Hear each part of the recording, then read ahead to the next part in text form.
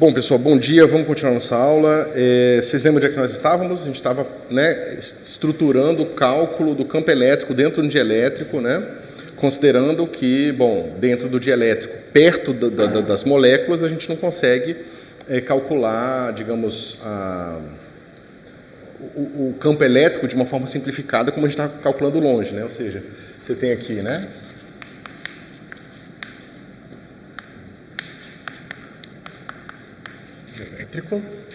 e você tem uma coisa aqui, certo? Eu estou querendo calcular o campo, aí eu tiro um volume aqui que eu chamei de VI da outra vez, tá certo? E aí eu falo o seguinte, o potencial aqui, por exemplo, devido a essa distribuição aqui, eu posso usar a aproximação dipolar, tá certo? Porque eu estou longe. Agora, o potencial aqui, devido a uma molécula que está aqui dentro, eu não posso, tá certo? Mas, se ao invés de eu considerar que eu estou calculando campos elétricos, eu considerar que eu estou calculando campos elétricos médios, aí esse problema está resolvido, porque o campo elétrico médio aqui, ele fica igual, a gente calculou aqui, cadê? Só relembrar. O campo elétrico médio, ele fica menos 1 sobre 3 ε0, o vetor de polarização calculado aqui dentro. Tá certo? Bom, então o que está acontecendo aqui? A gente tem que o campo elétrico aqui dentro, ele vai ser V igual ao V externo, tá certo? Mais o V interno. Tá certo? Ou seja, o potencial elétrico aqui dentro é o potencial devido a esse cara aqui com a polarização, mais o potencial aqui dentro. Tá certo?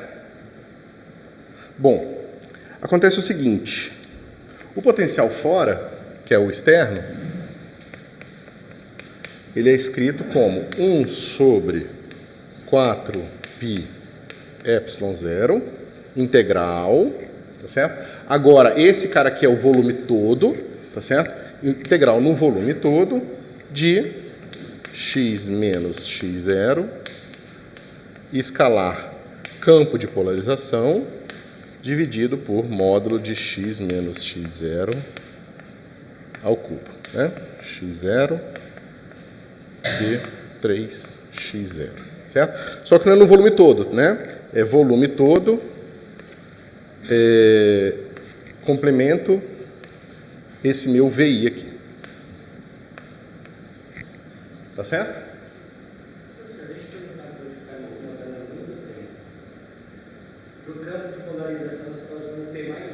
Isso, eu estou botando essa barrinha aqui embaixo dele. Sem a barrinha é o dipolo, é o momento de dipolo, isso. Professor, você está integrando o volume todo menos o volume que está dentro da bolinha. Isso. Por quê? Porque aqui, a contribuição dessa distribuição de carga aqui, ela pode ser resumida no momento de dipolo, que eu agrupo no meu campo de polarização. Aqui dentro, que é o campo elétrico interno, devido à carga, o campo elétrico médio devido à carga dentro, que seria esse cara aqui, é dado por isso aqui. Tá certo? Dentro dessa própria bolinha aqui. E agora eu preciso juntar isso aqui e descobrir quem é esse potencial aqui, tá certo? Para eu encontrar uma expressão que possa valer para integrar no meu volume todo, sem fazer distinção entre uma bolinha interna e externa. Claro que poderia ser que isso acontecesse de uma forma complicada, tá certo? Mas a gente vai ver que não. Vai ver que vai dar uma expressão simples, tá? Mas tá claro o que está acontecendo aqui? Só que o que a gente vai fazer? Lembra que a gente está definindo o campo médio, E o campo médio ele vai ser resultado da polarização média também, ok? Então a gente está escolhendo um volume VI que é grande o suficiente para que a média dentro dele já dê uma função suave, mas pequeno o suficiente para a gente dizer que a polarização é constante dentro dele. Tá certo? Então tem que ter essas diferenças, essas duas escalas acontecendo lá dentro. Tá? Uma vez que eu tenho isso, agora eu tenho aqui uma esfera, que vai ser o meu VI, vai ser uma esfera, tá certo? Centrada em xi, a gente é feito o raio R, tá certo? Com um campo de polarização constante dentro dela. Tá certo? Eu posso calcular que é um potencial elétrico devido a um campo de polarização constante dentro de uma esfera. Tá certo? Que é justamente eu quero calcular o potencial aqui dentro. Ok? Isso. Deixa eu ver como é que eu fiz. Tá. Então eu tenho aqui. Bom, lembra que a gente viu a questão das cargas ligadas? Como é que ficam as cargas ligadas nessa situação em que eu tenho, né, um campo de polarização constante? Quanto é que é o divergente de um campo de polarização constante? Né? Isso aqui é a carga ρB, que vai ser 0. Certo? Agora eu vou fazer o seguinte, eu vou pegar a carga superficial. A carga superficial vai ser P constante escalar anormal, tá certo? Isso aqui é o meu ρB. Agora, se esse vetor aqui é constante, eu posso, por conveniência, escolher ele na direção Z, tá certo? Esse cara aqui, quem é? É o R chapéu, porque é anormal a uma esfera. É o R chapéu do, né, de um sistema de coordenadas centrado no meio dessa esfera aqui. Ok? Então isso aqui fica como? Como é que fica o meu sigma? Módulo de P cosseno θ. É fácil, né? Se eu estou com meu polarização nessa direção, é na direção, significa que no equador vai dar 0, né? Para cá vai dar negativo e para cá vai ser positivo, que é natural. Se pensar numa esfera polarizada numa direção, você tem que pensar, né, que a polarização é sempre um vetor que está apontando da carga negativa para positiva, tá certo? E aí você, claro, que vai ter carga negativa né, superficial embaixo e positiva superficial em cima, e isso vai dar o meu momento de dipolo, tá certo? Beleza. Então meu potencial lá vai ser assim, ó, V integral na esfera do sigma B dA sobre módulo de x menos x0 xa. Tá certo? Bom, a gente pode resolver isso de várias formas, tá? A maneira que eu escolhi para resolver aqui é usando aquela nossa fórmula da separação de variáveis, tá? Por quê? Porque naquela fórmula a gente sabe que fora e dentro da esfera a gente tem a satisfação da equação de Laplace, né? Porque eu não tenho ρ dentro da esfera, né? Meu ρ é 0 dentro da esfera, certo? E fora, não, isso, só preciso dele dentro da esfera, ok? Então eu sei que esse cara, ele vai satisfazer o seguinte: R, θ, somatório de L igual a 0. Isso foi o que a gente fez lá atrás, tá? No capítulo 3. De L3 é infinito, de AL, RL, mais BL, RL mais 1, que multiplica PL cosseno de θ. Tá certo? Bom, pessoal, aqui a gente tem dois problemas para resolver, o dentro e o fora. E a condição de contorno vai dar uma descontinuidade no potencial, diferente daquele outro exercício que a gente fez, tá? Que agora a gente tem densidade superficial de carga. Tá? Mas o ponto é, olha para essa solução aqui. Olha para a minha densidade superficial de carga. Tá vendo? Então, a gente vai precisar de alguma coisa que vai dar, como é que se diz? Que vai bater com a condição de contorno aqui. Tá certo? Dos polinômios de Legendre, a gente tem o P0, que é 1, né, que é uma constante, e tem o P1, que é cosseno de θ. O P2 já vai ter a ver com polinômios em cosseno de θ complicados, que provavelmente não vão importar, porque não tem como bater com eles na condição de contorno. Tá certo?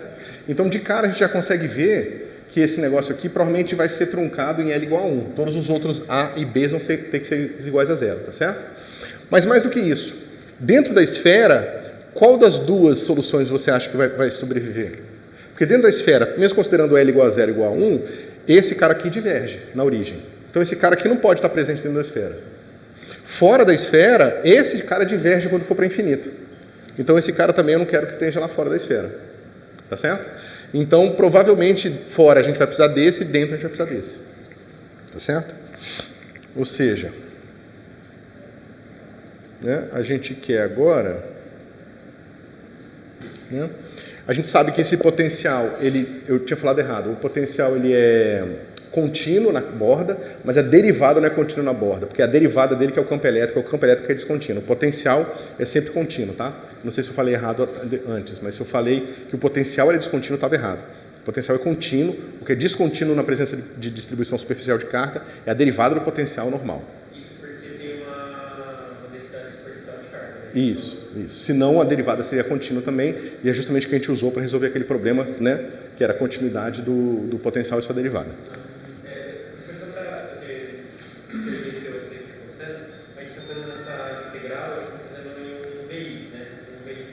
Isso.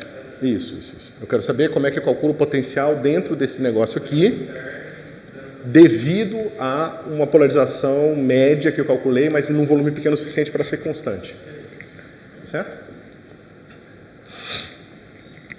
E a gente tem que V externo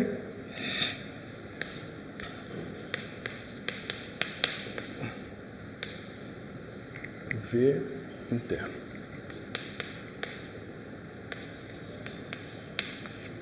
Certo? Bom, o que acontece? Fora, esses caras todos são zero e dentro todos esses caras aqui são zero. Tá certo? Então isso vai ficar assim, ó. Somatório. Eu estou construindo a solução do problema interno.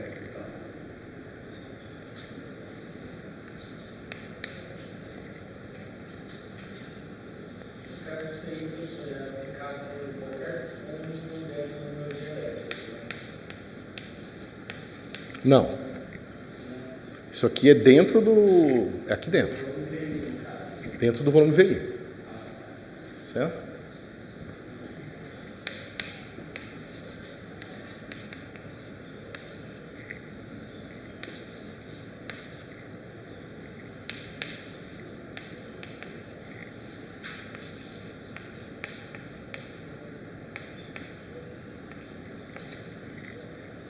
Ok.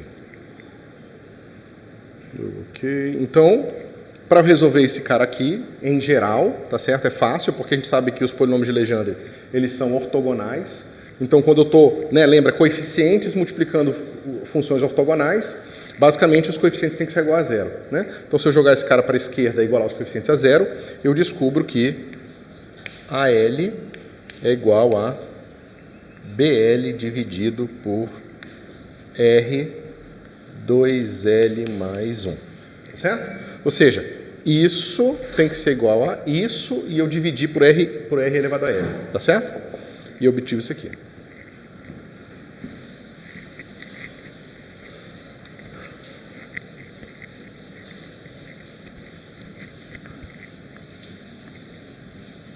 Só que agora a gente sabe o seguinte, a gente sabe que o campo elétrico externo menos, né, o campo elétrico interno tem que ser igual a sigma sobre epsilon zero. Agora sim eu uso a descontinuidade dele, tá certo? Né? A descontinuidade... Peraí. R chapéu. Tá? Isso aqui no caso é R... Vou já botar o R chapéu para não ficar complicado. Certo? Agora eu uso, né? Foi assim que eu tinha escrito? E maiúsculo mesmo, né? Tá. Mas isso aqui é a mesma coisa de falar aqui, menos dV dr, né? Que é esse cara aqui, escalar R chapéu, ou seja, eu pego essa expressão toda, faço escalar R chapéu, que é a única componente que eu tenho, e fica assim. Tá certo? Então fica dV dr, tá certo? Mais, né? Aqui eu estou me aproximando por fora, eu estou falando que R vai ser igual a R pela direita, ou seja, de fora, porque esse cara é o de fora, é o externo, tá certo? Mais dV dr calculado em Rzão, mas vindo de dentro. Tá certo? Isso está claro, pessoal? Lembra, esse cara aqui é descontínuo. Então esse aqui é o campo elétrico na borda e esse aqui é o campo elétrico na borda. Só que esse é o campo elétrico na borda vindo de fora e esse é o campo elétrico da borda vindo de dentro. Né? O campo elétrico é o gradiente do potencial. E o gradiente do potencial escalar em chapéu é DDR. Tá certo? Então aqui eu preciso fazer o limite pela direita, que é por fora, no caso, e aqui o limite pela esquerda. Tá certo? A diferença é que, ó, esse cara é na borda, tá bom? Que tem que ser contínuo, que já me deu essa restrição sobre A e B. Agora eu tenho, lembra que eu peguei o meu VE, ele vai ter só, que é o V externo, ele vai ter só esses termos aqui, que decaem para zero no infinito. Tá certo? Enquanto o meu V interno, ele pode ter só esses caras aqui, porque esses aqui divergem lá dentro. Tá bom? Ficou mais claro?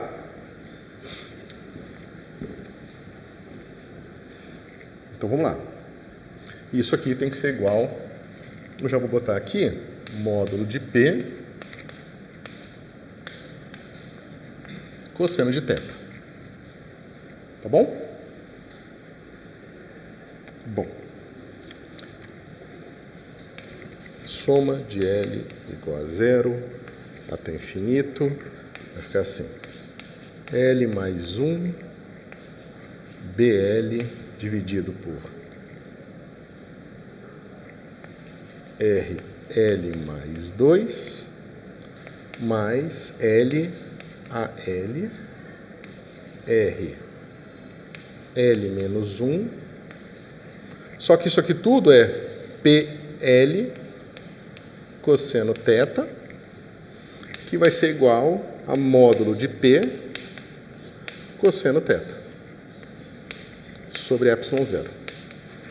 Essa expressão recalculada embaixo. Com certeza, a expressão do meio está dividida por ε0 também, né? Qual a expressão? Essa aqui, isso. Tá? Mas veja, pessoal, lembra que eu falei para vocês? Os coeficientes têm que ser iguais a zero. Né? Bom, vamos ver o que acontece aqui. Eu vou pegar esse termo aqui e vou reescrever ele assim, ó. Módulo do campo de polarização. E esse cara aqui é o P1 de cosseno de θ. Sobre ε0. Tá claro para todo mundo? Esse cara é o primeiro polinômio de Legendre. Eu só reescrevi cosseno em termos do polinômio. Tá bom? E aqui eu tenho todo mundo. Tá? Bom, a gente já sabe que o meu... A gente já sabe... Deixa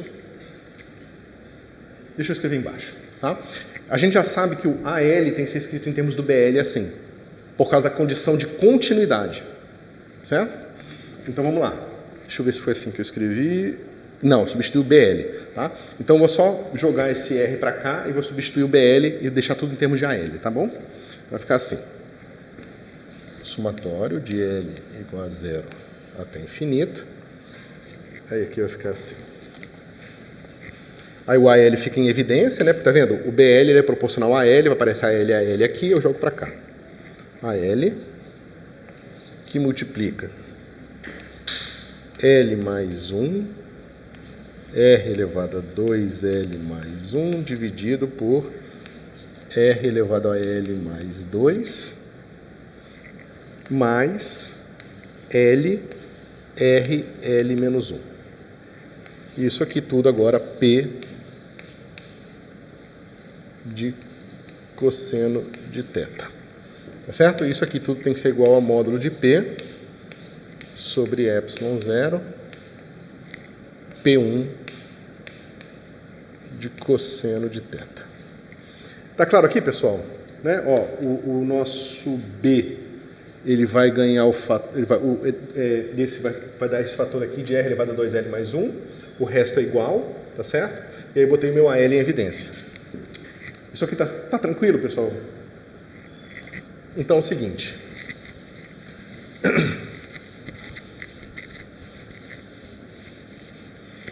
Quando que essa expressão aqui dentro é zero?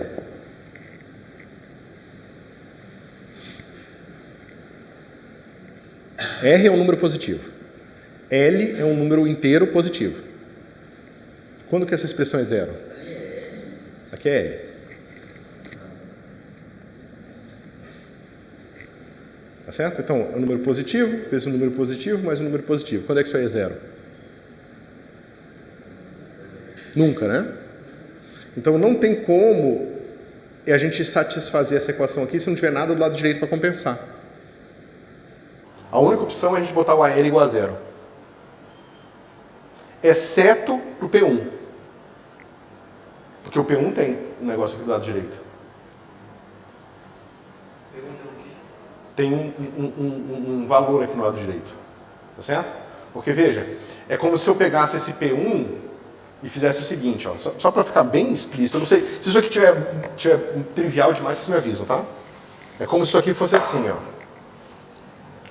Soma. Oi? Tá. De 0 a infinito.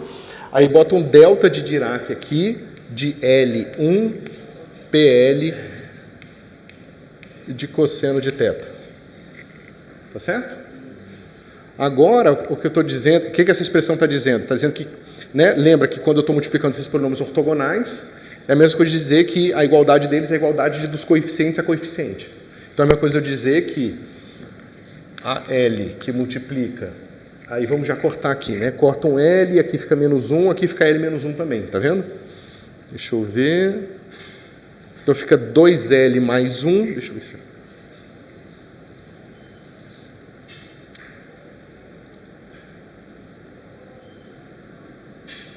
Que engraçado.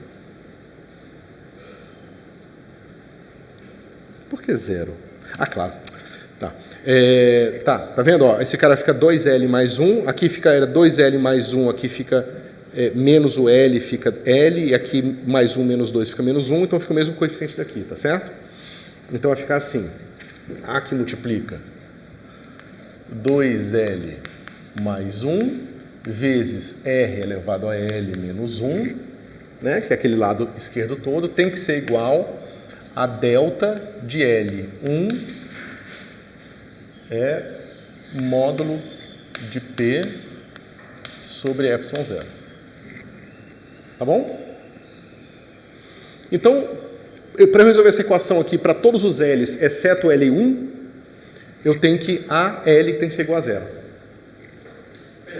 dúvida é que eu fui ver antes, deu para antes, mas você pode dizer. Na hora que você procurou o AL, certo? Aham. O BL sumiu. BL, não é que ele sumiu, ele foi reescrito em termos de A. Lembra que a condição de continuidade do potencial me deu uma relação entre B e A? Tá naquele que isolou lá antes. Isso. Eu Eu acho que tanto que, se eu não me engano, o AL dependia de R também, vai aparecer depois. Não, beleza. Então vai ter uma troca. Isso, exatamente. Pode ser zero enquanto o outro existe. Não, que quando você faz a condição de continuidade, você descobre que A e B não são livres. A tem que ser proporcional a B com uma potência de R bem definida. Basicamente, a gente descobriu que BL tem que ser igual a R2L mais 1, se eu não me engano, a L. Deixa eu ver se é isso. É isso mesmo. O que você fez para certíssimo chegar daqui? Ué, eu falei umas 3 vezes, mas tudo bem. 2L mais 1 dividido por R elevado a L mais 2. Aí esse L aqui vai dar menos L aqui, então fica mais 2L menos L fica L. E aqui mais 1 menos 2. Então fica L menos 1. Aqui também é L menos 1. Aí fica 2L mais 1 mais L. Fica 2L mais 1. Tá? É isso aqui. Mas acho que às vezes eu falo as coisas e vocês estão pensando em outra coisa, e aí vocês não acompanham o que eu estou falando. Você estava muito rápido, né? Você assistindo uma coisa para entender a outra e a atração. Bom, vamos lá. Eu às vezes tento falar mais devagar, não sei se vocês percebem, mas aí às vezes vai embora também. Mas se eu estiver falando rápido demais, vocês me peçam para baixar um pouco a velocidade. Aí no caso, você só igualou os coeficientes do BL que você quer. Isso. Então a gente descobre que AL é igual a 0 para todo L diferente de 1, tá certo? E A1 vai ficar A1 vezes 2 vezes 1 mais 1 é 3, e aqui R elevado a 1 menos 1 que é 0. Então fica 3A1 é igual a módulo de P sobre ε0. Então fica lá. A1 vai ser igual a módulo de P. Vocês estão reconhecendo esse 3 aqui, ó? Já reconheceram o 3?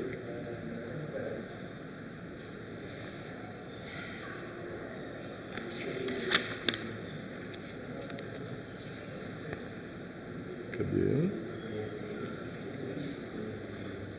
Então, só para fechar o exercício, né? Isso diz que o potencial o potencial externo vai ser igual a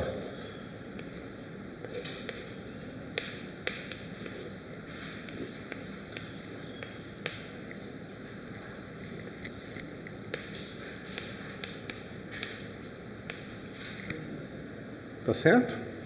Enquanto o potencial dentro vai ser igual a módulo de P sobre 3 ε0, e aqui fica R cosseno θ. Tá certo? Que agora eu peguei o meu A e, consequentemente, o meu B.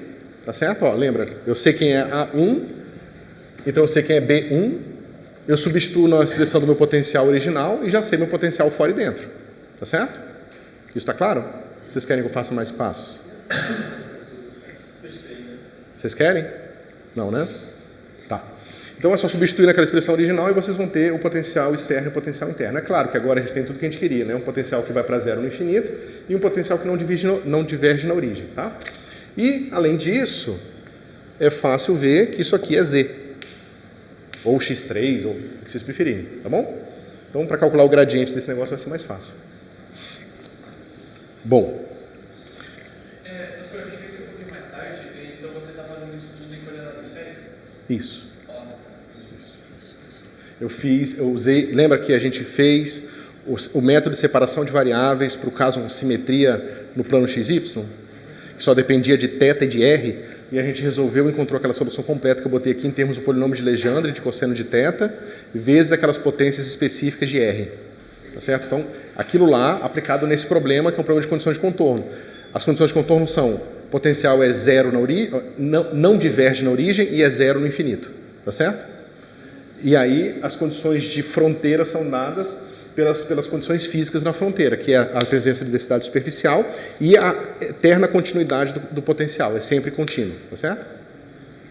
E aí com isso a gente consegue, digamos, transportar as condições de contorno de um para o outro e fixar todas as constantes. Bom?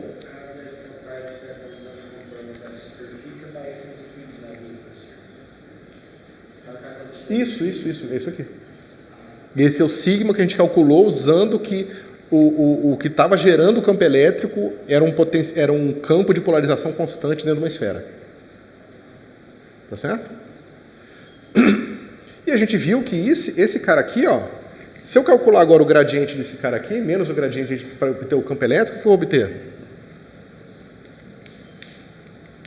O campo elétrico, aqui, desse aqui, tá?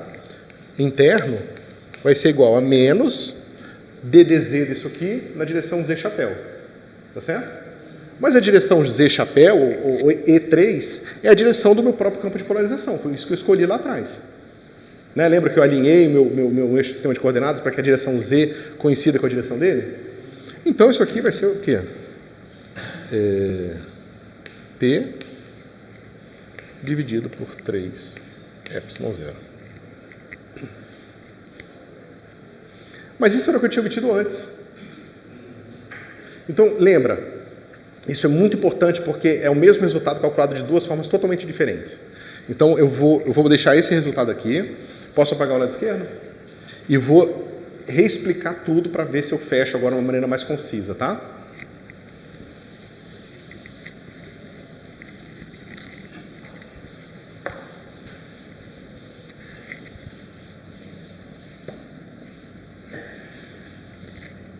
Então, o nosso problema, pessoal, é um dielétrico, tá certo? E eu quero calcular o campo elétrico no dielétrico aqui, tá certo? É uma regiãozinha chamada VI, certo? Enquanto esse cara aqui é o meu dielétrico inteiro, tá bom? Aí a gente começa argumentando o quê? Que se eu tenho outra região VJ, o campo elétrico que ela vai gerar aqui, ele está distante, ou seja, a região VJ é distante o suficiente da região VI para que eu possa desconsiderar todos os termos da expansão multipolar, exceto o primeiro. O primeiro termo da expansão multipolar é o momento de dipolo, tá bom?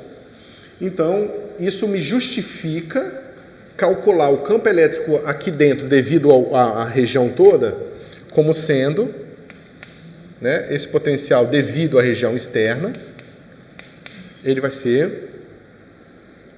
Tá, cuidado com isso aqui, tá? Esse aqui é externo mais externo, ignorando a existência do resto do dielétrico, tá? Porque isso aqui que a gente fez antes era só considerando a polarização dentro do dielétrico. Tá certo? Então esse aqui é o elétrico, é o externo, devido somente ao dielétrico. Tá bom? Aquela esferinha. Tá bom? É o externo dentro, mas eu não vou fazer isso não. Tá? Então, esse cara aqui, que é, digamos, é o externo completo, ou melhor, o campo elétrico devido à contribuição externa e não o campo elétrico de dentro, campo elétrico devido à polarização dentro calculado fora, entendeu? E vai ser esse cara menos esse cara aqui, tá certo? E aqui o que a gente tem sempre, x menos x0, escalar esse cara, dividido por módulo de x menos x0. E a gente tem aqui um D3 x0 e tem 4πε0. Né? O que eu deixei de fora? Ah, tá.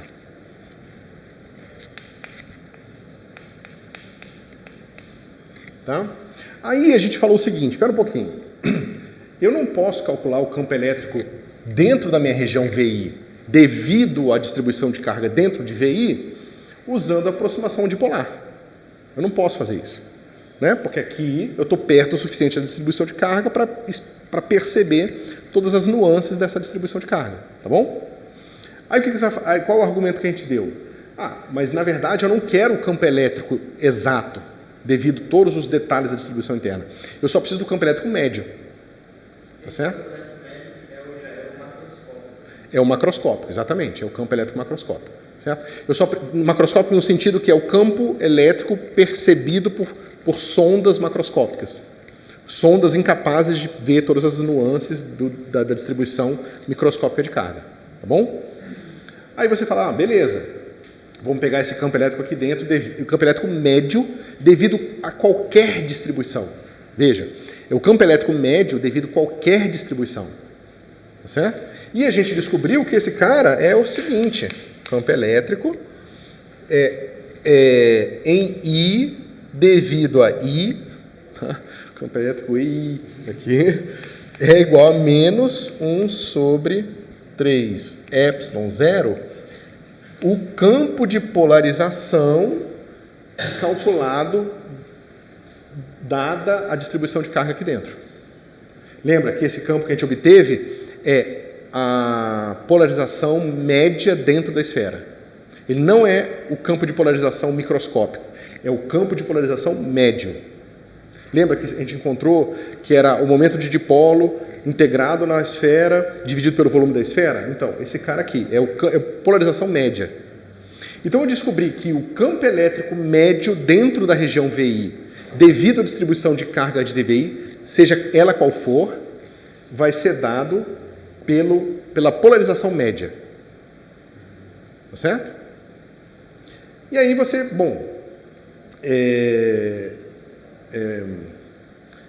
você obteve esse resultado aqui e você pode se perguntar, como que uma coisa com uma polarização média constante dentro de uma esfera, que tipo de campo elétrico ela gera? Certo? Porque esse cara aqui é o médio. Certo? Se minha região for pequena o suficiente, eu posso considerar que esse campo de polarização é constante dentro dela, que é aquilo que a gente começou falando lá no começo dessa aula. Tá certo? Qual é o campo elétrico gerado por um vetor de polarização médio, né? Constante dentro da esfera? A gente fez a conta toda e viu que é esse cara aqui.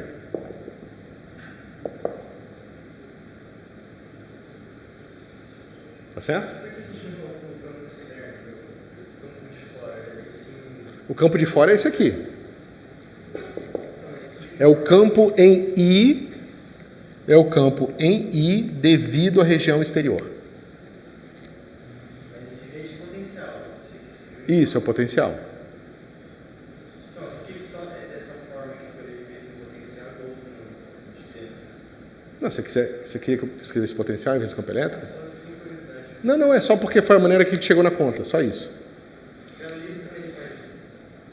Então, mas veja, o campo elétrico em I devido ao termo externo é esse. Mas devido ao termo interno, eu descobri que é isso aqui, usando toda a questão da média, mas a gente viu que a gente obtém o mesmo resultado aqui, ó. Que é o campo elétrico devido a um campo de polarização. É o campo elétrico dentro, na região I, devido a um campo de polarização médio aqui. É o mesmo. Só que se vocês pensarem bem, isso aqui a gente começou dessa mesma integral aqui, ó. Só que a gente pegou essa integral, fez aquele truque para escrever em termos de cargas ligadas, o termo da divergência deu zero, o termo da superficial a gente usou e a gente resolveu o problema. Mas a integral que a gente partiu é a mesma. E o campo total vai ser o campo elétrico dentro da região I, vai ser esse cara aqui, o VIE, mais esse aqui. Desculpa, mais aquele ali. Tá certo? Que a gente viu que é igual a esse aqui. Que é integral dentro da região de x menos x0, escalar p, né, que a gente considerou constante, tá certo? D3x0, x0 módulo de x menos x0 ao cubo, 4πε0. Tá certo? Mas veja, pessoal, isso aqui é exatamente o que eu tirei da integral.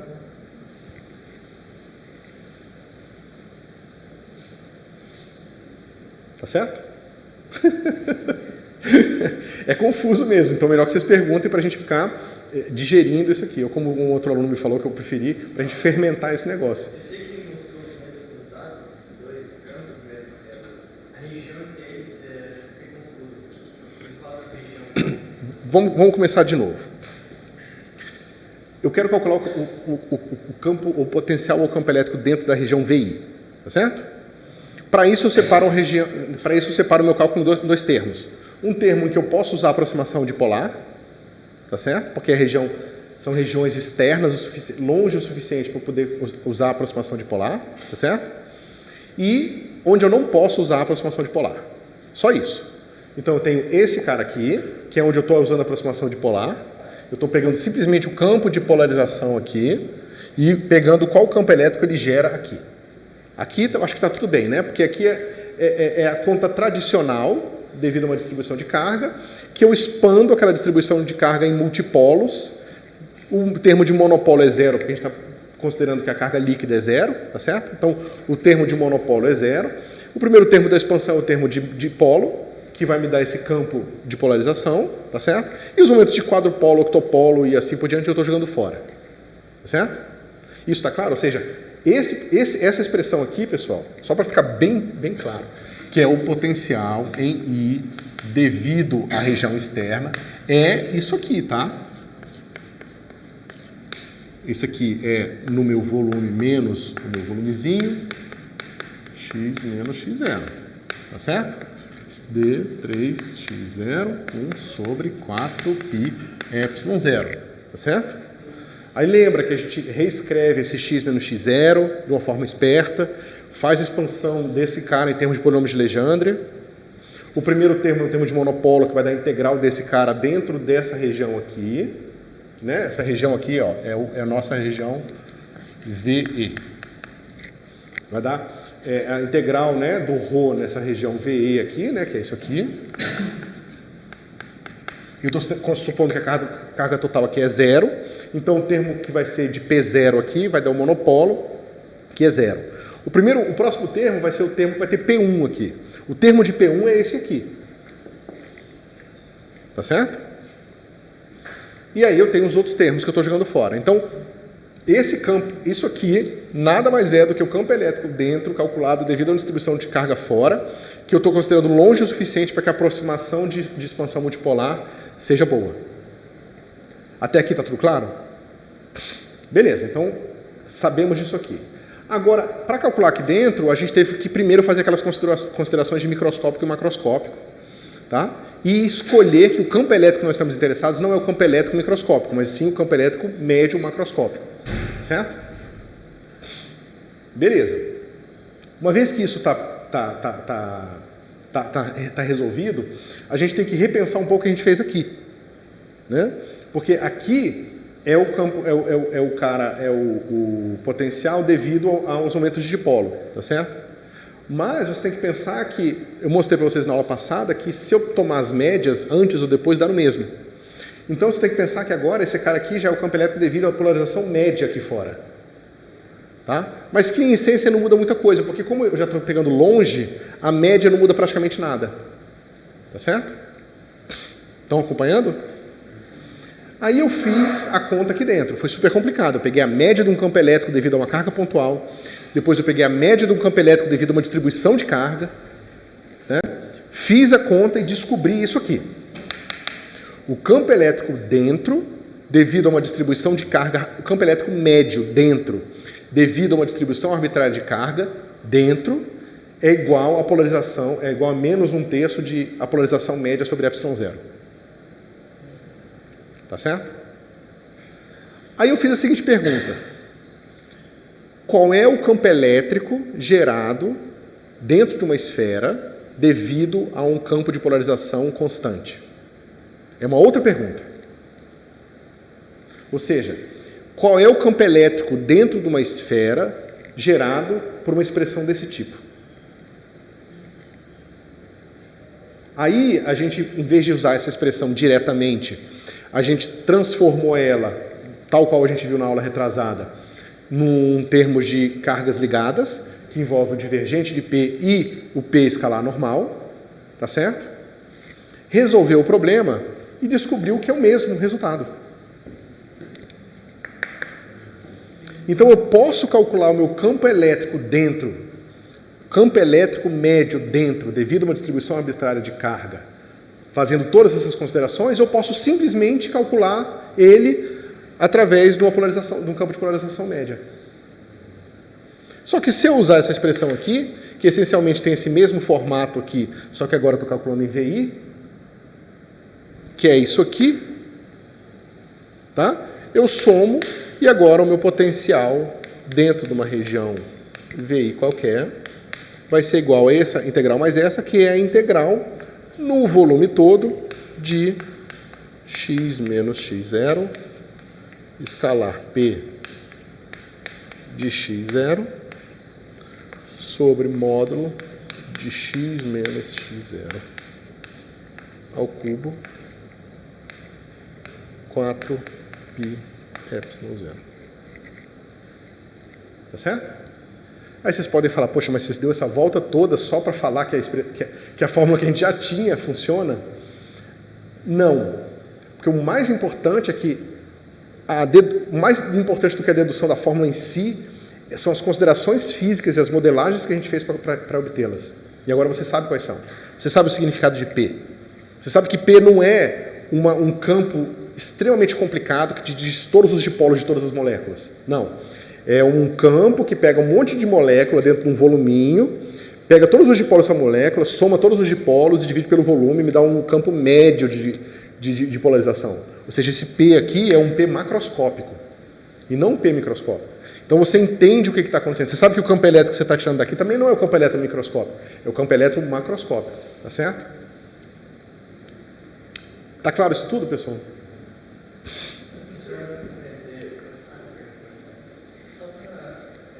Quando você escreve V de X, você está falando de... Eu estou falando que esse potencial vale aqui dentro. Ele vale para calcular o campo elétrico aqui dentro. E é bom que você tenha perguntado, porque eu esqueci de complementar. Se isso vale para essa região, vale para essa também.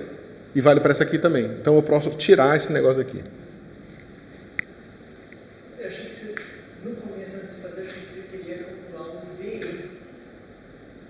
Não, V é esse aqui, ó. Eu V em I devido a E é esse aqui. E essa primeira parte calculou do V dentro da bolinha, né? Mas não confunda com o VE de antes, porque o VE de antes é outra coisa. Antes eu estou assim, ignora isso aqui agora por um instante. Eu estou pensando numa bolinha com um campo de polarização constante na direção Z. E não tem nada aqui, está vazio. E esse campo aqui vai gerar um sigma B aqui. Eu quero saber só o campo elétrico, porque eu não quero saber o campo elétrico devido ao resto do material. Então eu posso jogar o resto do material fora por enquanto. Então aquele ali é o campo elétrico devido a um campo de polarização constante dentro de uma esfera, fora. Então o material em si só se considerou. Isso. Mas a gente pode fazer isso, né, por causa do princípio de superposição. A gente sabe que depois é só somar os potenciais devido a um cara e depois o outro. Isso vai dar o potencial certo pra gente. E só para ver, quando você está calculando o valor externo, Por isso que eu botei I e E aqui. É o potencial em I devido à distribuição externa. E aquele ali, esse aqui, ó, é o potencial calculado fora devido à distribuição em I. Esse aqui é o VEI. O outro é o VIE. VIE. Sei lá. Tá? É o contrário. e aí o jeito de calcular é a mesma coisa. Não, o jeito é diferente, mas o resultado é igual. Nesse caso aqui, ó, eu não estou considerando que... nesse caso eu estou falando o seguinte. Tem um campo de polarização constante dentro de uma esfera. Qual é o campo elétrico? Ponto. Nesse caso aqui, ó, eu peguei qual é o campo elétrico médio devido a uma carga pontual. Depois eu peguei qual é o campo elétrico médio devido a muitas cargas pontuais. E descobri que o campo elétrico médio devido a várias cargas pontuais, a uma distribuição de carga qualquer, é dado por essa expressão.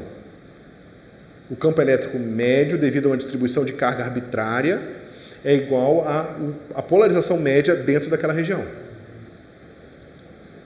Tá? São considerações diferentes. Essa consideração aqui é diferente da outra. Mas elas dão o mesmo resultado. Isso, como dá o mesmo resultado, me permite usar a outra fórmula, porque ela se encaixa com essa. Porque senão eu teria que botar aqui o quê? O processo de média do campo elétrico devido a uma distribuição arbitrária dentro de VI, e essas integrais não se somar. Não dessa forma simples aqui. Então você está dizendo que o método macroscópico é igual ao microscópico dentro dessas condições? Isso, exatamente.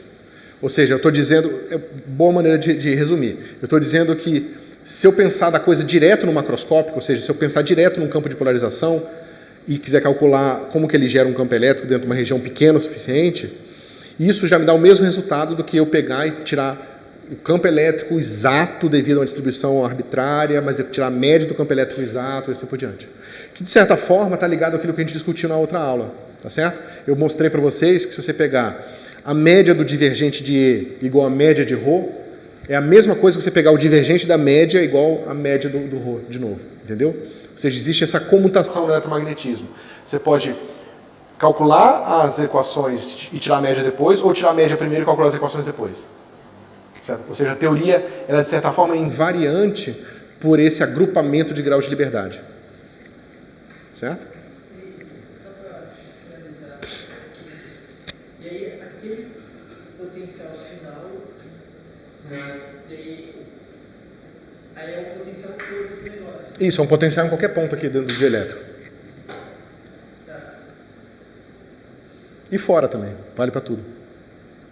E é o potencial da bolinha, mas... Isso. Como vale para qualquer bolinha, não tinha nada de especial nessa bolinha aqui. Se eu quiser pensar, eu quero calcular o potencial aqui. Eu faço as mesmas considerações aqui e eu vou ter a mesma expressão. Então agora eu posso usar esse potencial calculado dessa forma sempre, lembrando que quem aparece aqui é o campo de polarização médio. Tá certo? Só um feedback que eu fiquei um pouco confuso, questão de notação, para você tratar a respeito de médias. geralmente ela se chama uma coisinha assim, que é como usar para deixar mais didático, pelo menos para mim. Não sei, o pessoal da classe.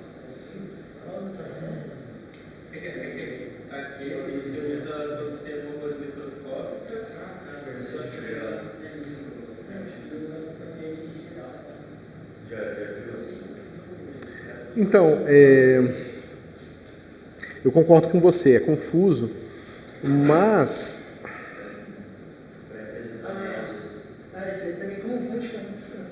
assim, para ser absolutamente rigoroso,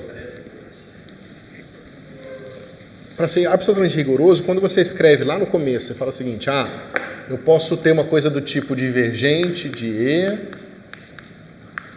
né, igual a ρ sobre ε0, onde ρ é uma função contínua bonitinha, ou posso escrever divergente de E igual a Q delta 3 de x menos x0, né, ou seja, uma carga Q na posição x0. Tá certo? A gente escreve desde o começo do curso essas duas expressões aqui, tá certo? Mas aí a pergunta a se fazer é o seguinte: qual é a natureza das cargas que a gente vai estudar na realidade? São cargas pontuais ou são distribuições contínuas? Né? Dentro da aproximação mais simples que a gente pode pensar aqui, são cargas pontuais, né? Para não entrar em teoria de campos e coisas assim. São cargas pontuais. Mas se são cargas pontuais, a equação certa é essa. Claro que eu fiz para uma carga pontual só, podia ter um monte aqui, tá? Bota uma soma aqui. Então, a minha expressão certa seria sempre essa. Toda vez que eu uso essa expressão aqui, eu estou fazendo alguma coisa com isso aqui. Que foi o que eu expliquei para vocês lá atrás. Tá certo? Quando eu estou usando essa expressão aqui, onde ρ é contínuo, não existe distribuição contínua, porque não existe nada a não ser cargas pontuais, nesse nível de aproximação que a gente está discutindo. Então, a expressão certa é sempre essa. Essa expressão ela teria que sempre ser escrita assim.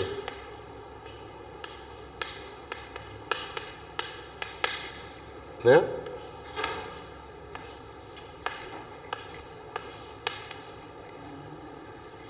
Essa expressão aqui, ela teria que sempre ser escrita assim. Onde esse ρ aqui, ou melhor, para ser absolutamente preciso.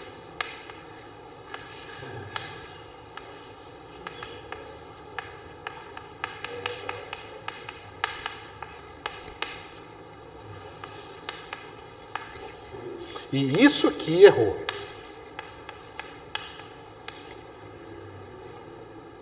Tá certo? Só que o eletromagnetismo, ele meio que não está nem aí para isso, entendeu? Ele funciona de um jeito ou de outro.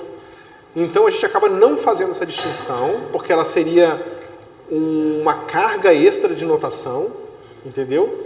E a gente deixa para o leitor, ou para o estudante, ou para o engenheiro, ou para o que quer que seja, inferir isso na hora que estiver trabalhando, entendeu? O que talvez não seja uma boa ideia, porque eu acho que poucas pessoas entendem isso aqui da forma que eu estou explicando para vocês.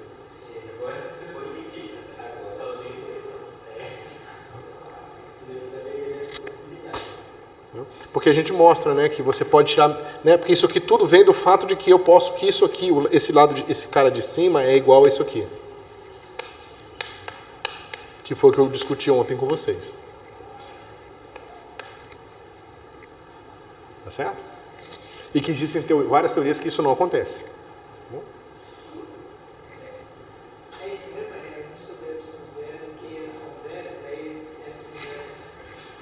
Obrigado. Tem outro ε0 mágico? Não tem não, é só isso mesmo. Tá?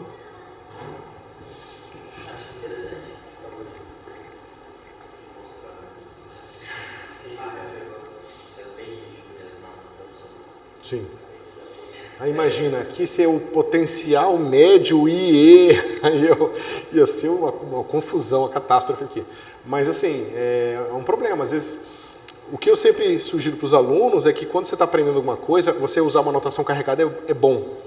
Porque você não precisa ficar lembrando de muitas coisas. E aí, quanto mais você vai ficando familiar com a coisa, você vai cedendo a anotação, né, de acordo com aquilo que você consegue já inferir da expressão. Sim, sim. Eu fui fazendo bastante carregado, depois foi diminuindo. Imagina tudo aqui em termos de formas e coisas, e D3x eu teria que escrever como, né, um produto externo triplo e tal. Mas não precisa, né?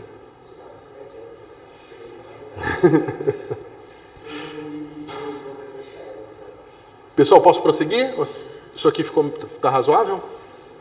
Essas coisas, pessoal, são as mais importantes do curso.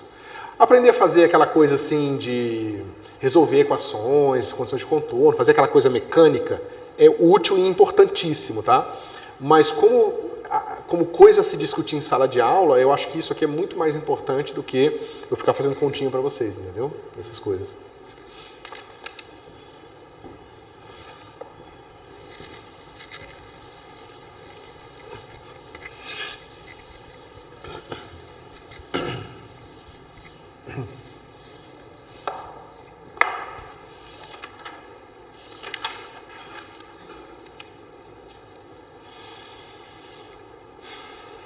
Então, lá.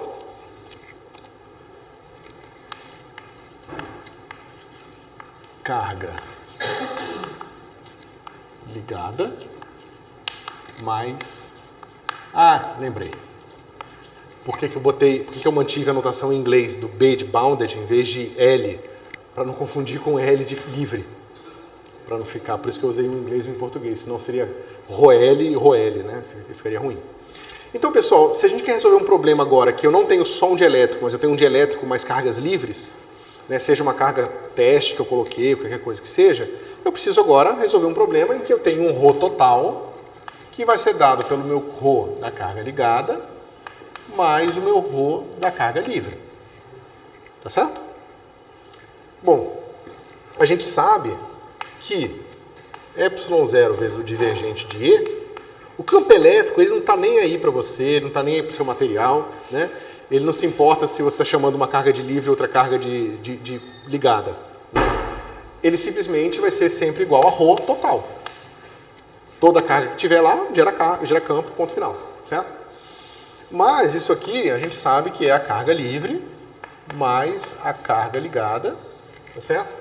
E a carga ligada a gente pode escrever como sendo menos o divergente do campo de polarização. E aqui as coisas começam a ficar interessantes. Porque a gente tem um divergente do lado esquerdo e agora a gente tem um divergente do lado direito. E isso nos dá uma certa tentação de falar o seguinte, espera um pouquinho. Geralmente a carga livre é aquela que eu controlo, é aquela que eu coloquei no meu experimento e tal. Essa carga ligada é uma carga que eu conheço a posteriori, depois que eu resolvo o meu problema. Porque, lembra, muitas vezes o seu material nem tem campo de polarização.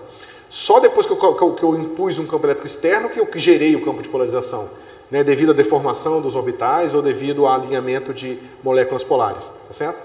Então é conveniente se eu conseguir encontrar um novo campo que eu isole essa complexidade e consiga resolver equações que envolvam somente esse novo campo e as cargas livres, que são aquelas que eu tenho controle. E aí a tentação, né, se concretiza quando você joga essa coisa para cá e escreve o seguinte, eu tenho divergente de, ainda não, ε0 campo elétrico mais polarização igual a ρ livre. Tá certo? Isso nos leva a definir D como sendo isso aqui. Campo elétrico mais polarização. Que é o campo de deslocamento elétrico. Esse aqui é chamado campo de deslocamento elétrico. Tá? Ele vai ser extremamente útil quando a gente for resolver problemas em dielétricos simples. Tá certo? E é essa aqui que a gente começa a construir e chama de eletromagnetismo em meios materiais. Certo? Como estamos? Aqui, lembra que eu falei que eu ia jogar os termos de superfície fora? Chegou a hora. E o pior é que a gente acabou de usar os termos de superfície para calcular alguma coisa aqui, né? Então a gente vai fazer a seguinte consideração. A gente vai falar que a gente está considerando materiais, só que os materiais agora são físicos, no seguinte sentido, eu tenho um dielétrico, né? Só que o meu dielétrico, ele não acaba de forma abrupta. Não tem tipo uma linha onde ele simplesmente vai de existir para não existir, né? Ele é um gradiente, não no sentido matemático, mas no sentido de uma coisa que aos poucos vai diminuindo. Como um material real, né? Então você tem camadinhas de átomo cada vez mais tênues até que aquilo ali vira o ar ou qualquer coisa que esteja ali perto do seu dielétrico, tá certo?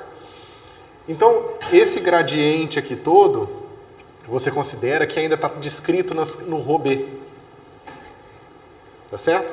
E que essencialmente a gente vai considerar que sigma B é igual a zero.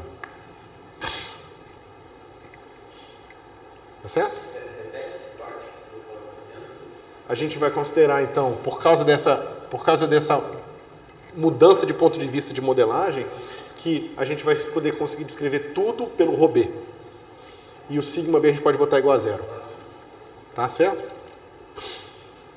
Por quê? Porque a gente quer resumir toda a nossa informação aqui agora. Se nós não fizéssemos isso, a gente ia ter que lidar com esse negócio aqui, ó, mais uma coisa que de certa forma incluiria, né? Não ia ser exatamente assim, porque esse cara, bom, eu tenho umas deltas de Dirac aqui fazendo esse cara ser zero em todo o termo fora da superfície. Então, você ia ter que lidar com essa coisa completa aqui. Tá certo? E a rigor, correto fazer isso mesmo, se fosse levar ao pé da letra física. A rigor, se fosse levar ao pé da letra a modelagem, onde o dielétrico acaba abruptamente, sim, teria que levar em consideração esse cara aqui. Tá certo? Agora, se eu considerar que meios materiais reais não tem essa característica, aí eu posso livremente me jogar fora isso aqui. Certo? Isso que eu ia perguntar, não que a superfície, ele é um dielétrico físico, assim, tipo, ele é um dielétrico real? Isso. Pensa o seguinte, a gente acabou de resolver um problema que a gente fez o seguinte, a gente tinha uma esfera com um campo de polarização constante. Tá certo? Lembra, para um campo de polarização ser constante, basicamente eu tenho assim, ó, um dipolinho aqui, com uma carga positiva e uma carga negativa, tá certo? E eu tenho um outro dipolo aqui, com uma carga positiva e outra negativa aqui. Tá certo? Então ele é igual. Os meus dipolos são sempre iguais. Quando eu tiro o divergente de uma coisa que é sempre igual, dá zero, porque ela é constante. Certo? Mas o que significa é o seguinte, que o último dipolo aqui ele está com a cabeça perdida para fora e a bundinha para dentro do material. Então ele tem esse ρB aqui, esse sigma B, tá certo? Agora pensa no material real. Mesmo que o material real estiver todo alinhado e todos os dipolos bonitinhos apontados para cima, o material real ele tem uma certa densidade de material, densidade de massa, né? A quantidade de moléculas que compõem o material. E se a gente acha que a densidade de moléculas que compõem o material não acaba abruptamente, ela vai diminuindo, ou seja, a densidade do material vai diminuindo, vai aumentando a densidade do ar na região, sei lá, qualquer coisa do tipo. Então, esse cara aqui, ele não vai ser simplesmente descontínuo aqui. Ele vai vagarosamente diminuir de intensidade. Então, eu teria tipo um anelzinho aqui, em que o meu ρ não poderia ser mais constante. Meu ρ teria que diminuir vagarosamente. A gente teria que fazer a conta que a gente fez de novo, com essa aproximação aqui, tá certo? E considerar que esse anel é pequeno o suficiente, fazer um limite, tá? Mas fazer isso, ou seja, nessa consideração, a gente faria a mesma conta que a gente fez anteriormente, com ρB, porque, né, e ρB diferente de zero, e sigma B igual a zero. O que a gente fez foi ρB igual a zero e sigma B diferente de zero. Essa aqui foi o que a gente fez. Para a gente emular o que a gente está discutindo agora, a gente teria que ter feito essa aqui. Tá certo? Mas eu garanto para vocês, se vocês quiserem acreditar em mim, porque não dá para fazer essa conta agora, que se a gente fizer essa conta aqui e mandar esse anel para zero, a gente obtém o mesmo resultado que a gente obtido antes. Certo? Ou seja, esse resultado é uma boa aproximação para esse caso, quando a transição do material existir para não existir acontece abruptamente. Tá certo? Então a gente pode sim, tá? Fazer isso aqui. É seguro. Só complica muito algumas contas, tá certo? Mas se você sabe que algumas contas complicadas podem ser feitas de outra forma, você pode fazê-las assim. Tá palatável ou ainda tá ruim? É porque então, teoricamente, seria a mesma coisa. Então, É. você só, Isso. no meio da conta, se Robespierre e ir embora. Pensa o seguinte, quando a gente bota uma partícula pontual com uma delta de Dirac e você vê o campo elétrico que ela está gerando, você tem ali 1 sobre R, tá certo? Potencial. Lembra que a gente pegou a nossa delta de Dirac e viu que ele era o limite de uma distribuição gaussiana? Se você substitui a distribuição gaussiana, você vai ter um campo elétrico mais complicado, não vai ser mais 1 sobre R, tá certo? Mas se o sigma da distribuição gaussiana for muito pequeno em relação à distância que você está observando, a gente sabe que o termo de monopolo domina. Né? Ou seja, a distância típica da distribuição de carga é muito menor do que a distância que eu estou olhando, o termo de monopolo domina. Tá certo?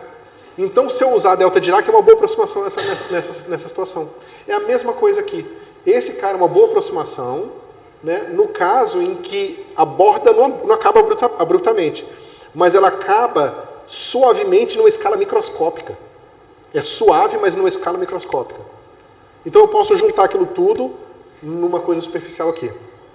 Mas agora que eu não quero mais isso, eu faço o argumento de que, bem, vamos lidar com essa complexidade, tá certo? Para a gente ganhar em contrapartida essa descrição mais simplificada dos materiais na presença de dielétricos. Descrição de materiais dielétricos, né, na presença de campos elétricos. Eu acho que eu entendi o que dá zero. O que dá zero? O sigma dá zero porque eu não tenho descontinuidade. No caso real. Isso. Né? Porque veja, lembra que esse sigma aqui é justamente o fato de que não tem nenhum, né? Lembra que não tem nenhum cara compensando essa carga aqui. Se acaba aqui, né? Só que em vez dele acabar, a densidade de número de moléculas vai diminuindo. Entendeu? Aquele negócio vai para zero antes de chegar na borda. E vai diminuir por quê no caso real? Porque a mesa acaba. Então uma hora ela vai começar a diminuir. Né? Se você pensar na densidade de mesa quando você anda para a direita, uma hora a mesa acaba. Você acredita que a mesa acaba num ponto infinitamente preciso?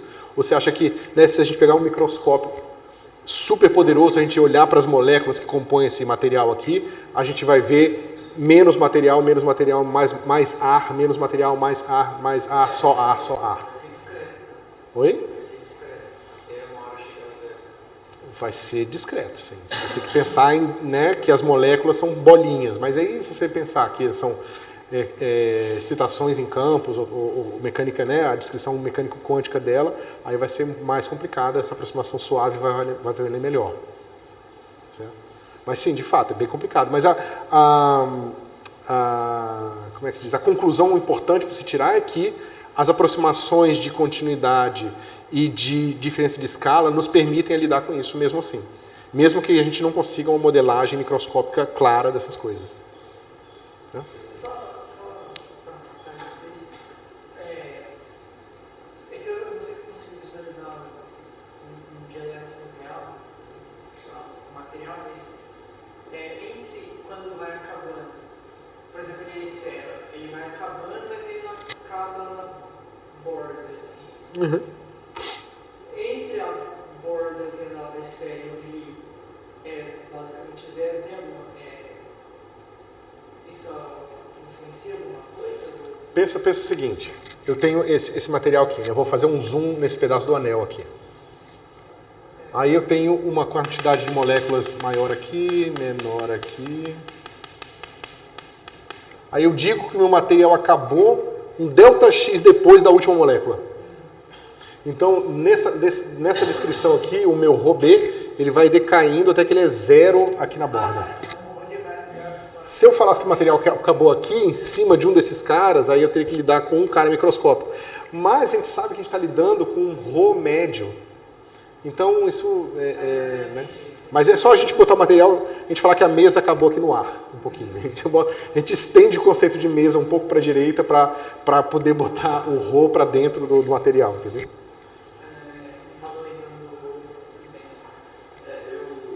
Porque a nossa ideia não é que a gente está mudando o que a gente está fazendo, só que a gente está tirando a descrição volumétrica para superficial e vice-versa, entendeu? Só uma coisa que ficou na minha cabeça, qual é o significado do D mesmo ali que você definiu? A gente ainda não, a gente tem que explorar ainda, eu acabei de definir, a gente vai... Só para anotar. O nome dele é vetor de deslocamento elétrico.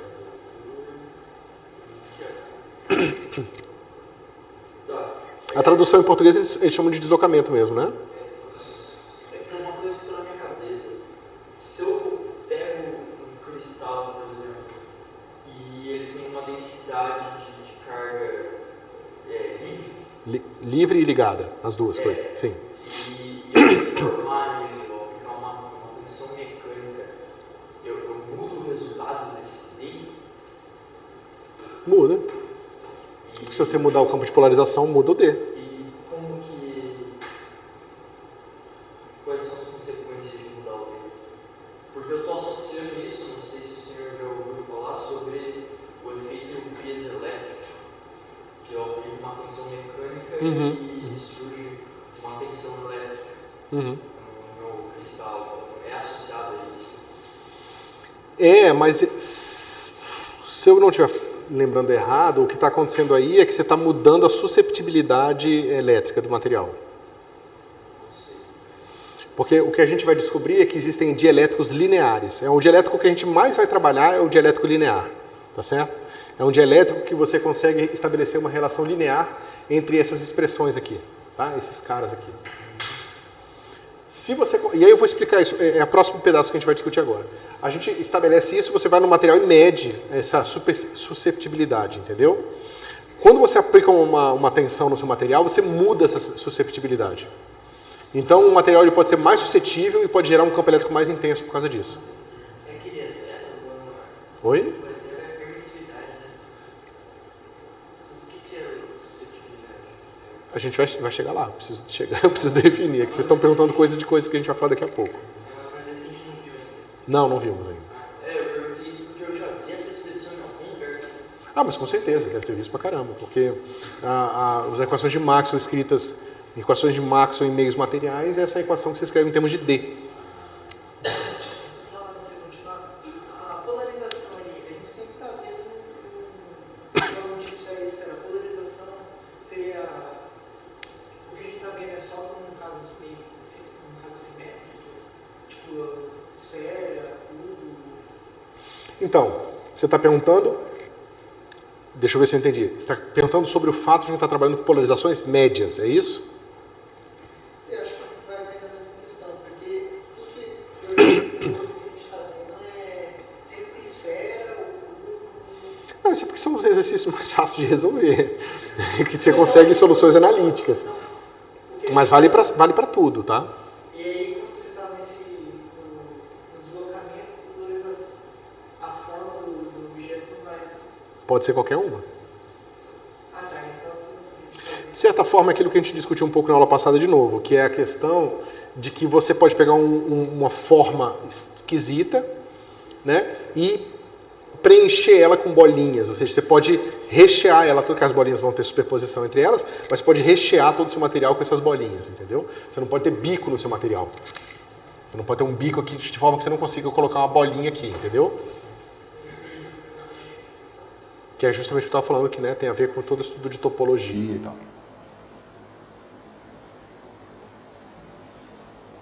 Dá um exemplo de um dielétrico linear. Eu nem falei do linear ainda, vamos falar do linear. Aí eu dou um exemplo de uma coisa não linear. Vocês estão muito animados. Vamos lá.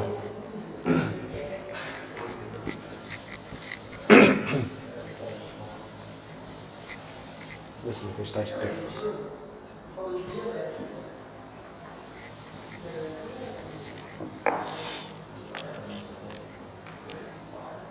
Então, pessoal, o nosso vetor de deslocamento elétrico, ele satisfaz essa equação aqui. Tá? não tem carga, não tem o epsilon zero nela, tá bom? Certo?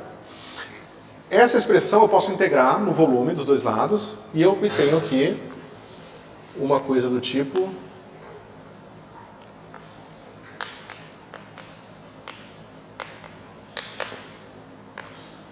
carga livre, vou botar aqui assim, integral no volume do ρL de x d3x, que vai ser a carga livre total.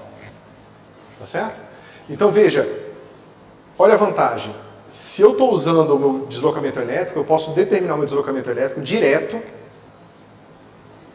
conhecendo somente a carga livre. Eu não preciso saber nada sobre carga ligada, sobre nada. Eu posso, se eu conseguir usar a minha lei de Gauss para resolver o problema, o D é excelente. Eu integrei dos dois lados e o lado esquerdo usei o teorema da divergência. Isso aqui é isso aqui.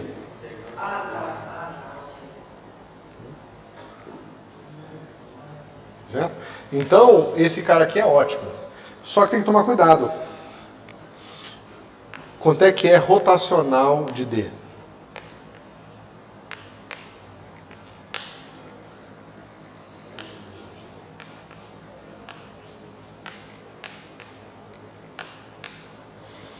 Nada me garante que o campo de polarização é irrotacional. Tá certo? Como esse cara aqui é diferente de zero, né, como o rotacional de D é diferente de zero, não existe um potencial eletrostático para D. Tá certo? Então não dá para usar todas as ferramentas que a gente obteve para o campo elétrico e seu potencial para o campo de deslocamento.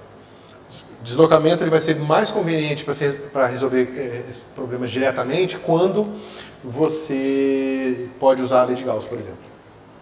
Certo? Okay. Né? Isso aqui diz pra gente o quê?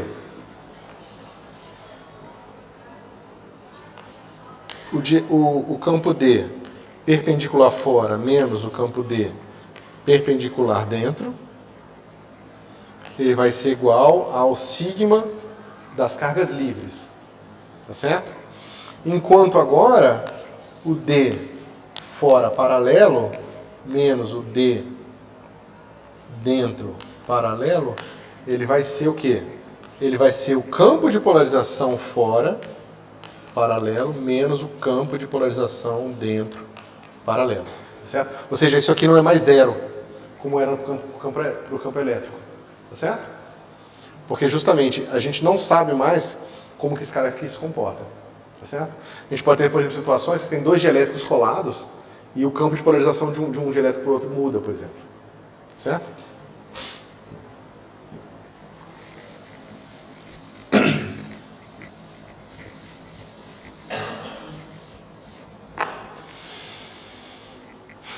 Então a gente vai agora introduzir os dielétricos lineares.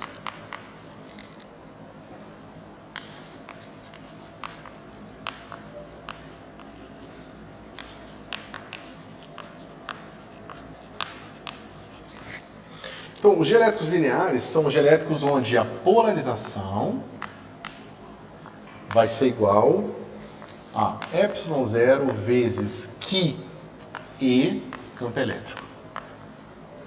Tá certo? Esse cara aqui, ó, é o campo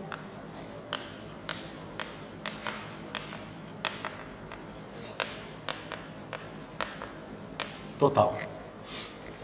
Tá certo? Então, ó, isso aqui a gente chama, né,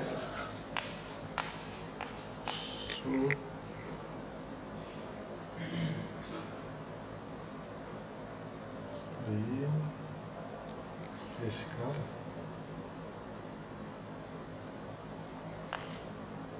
CP.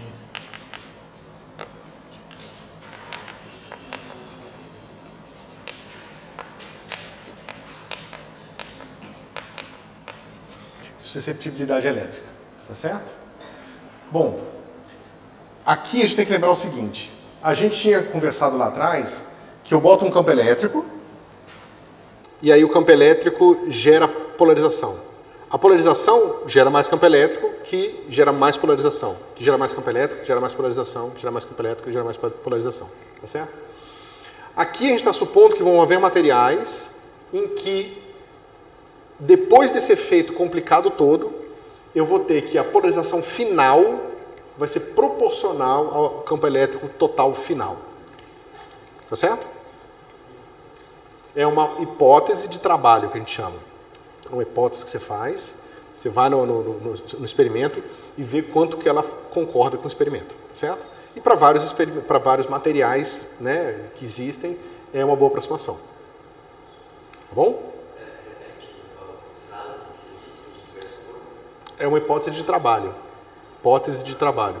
Então você supõe isso aqui, calcula as consequências matemáticas, vê quais são os resultados, como o material se comporta, vai no experimento, vai no laboratório, testa e vê que essa hipótese concorda bem. Você mede isso aqui. Isso é uma hipótese de trabalho. Isso. Tá? Que define implicitamente o que a gente chama de dielétricos lineares. São os materiais onde você tem essa relação mais simples entre o campo de polarização médio e o campo elétrico total médio que você mede. Não.